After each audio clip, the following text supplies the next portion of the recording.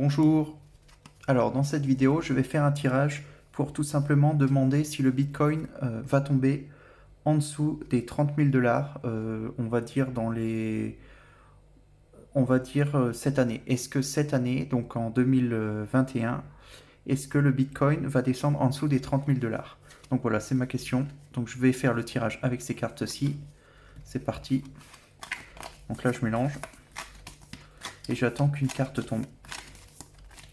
Donc je me concentre sur la question, est-ce que le Bitcoin va tomber plus bas que les 30 000 dollars durant 2021?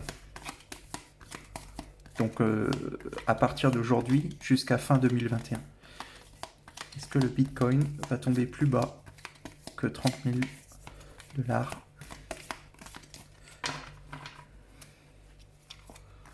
avant la fin de 2021?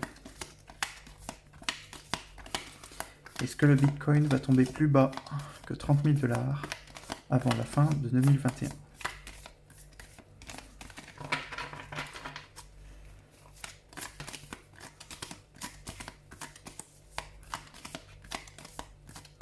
Donc là, j'ai deux cartes qui sont tombées.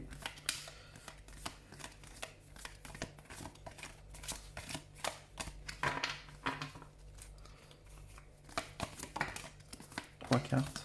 Alors, je vais prendre la troisième en plus haute priorité que les autres, parce que les autres, c'était un peu moins le hasard, ça a glissé de ma main plus facilement. Donc je vais considérer la troisième là que j'ai prise et j'ai pas d'autres cartes qui tombent. Donc je vais déjà regarder ce qu'on venait.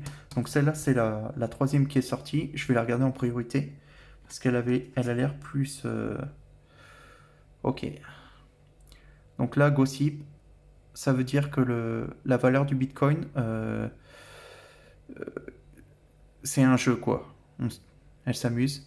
Donc ça répond pas vraiment à ma question, mais on voit bien que derrière le Bitcoin, il y a beaucoup de jeux. C'est un peu le jeu du hasard, quoi. Il y a des gens qui sont pas contents.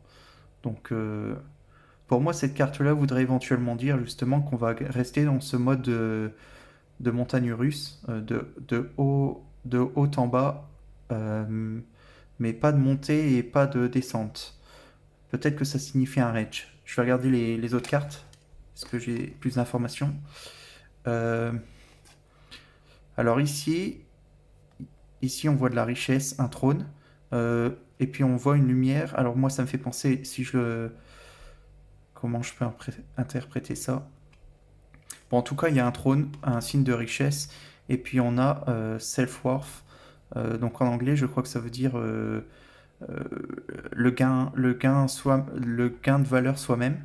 Donc pour moi, le Bitcoin va gagner en valeur.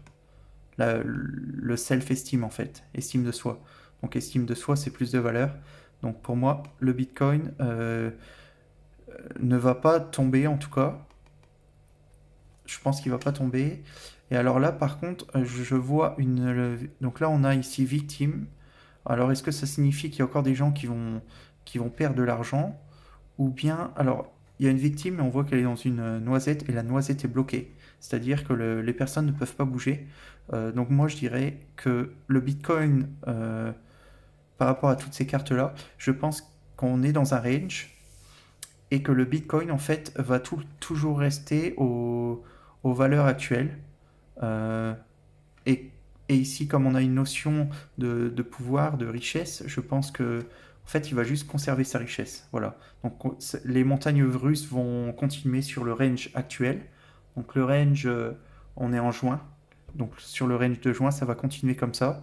Et les gens vont être bloqués. En fait, ceux qui ont déjà, qui n'ont pas revendu et qui attendent une montée sont bloqués dans le range et ils sont victimes. Là, la carte dit qu'ils sont victimes de ça en fait. Donc voilà. Donc pour moi, un range. Le Bitcoin ne tombe pas. Je pense pas qu'il va s'écrouler. Mais par contre, on est toujours dans un blocage, hein. Voilà. Et il y a toujours des gens qui s'amusent sur justement ce range de haut et bas sans arrêt. Voilà. N'hésitez pas à poster vos questions si vous en avez ou des futures questions que vous voulez que j'aborde sur cette chaîne. Ça peut être crypto-monnaie, bourse, actualité du monde ou personnalité. Donc n'hésitez pas dans les commentaires. Merci.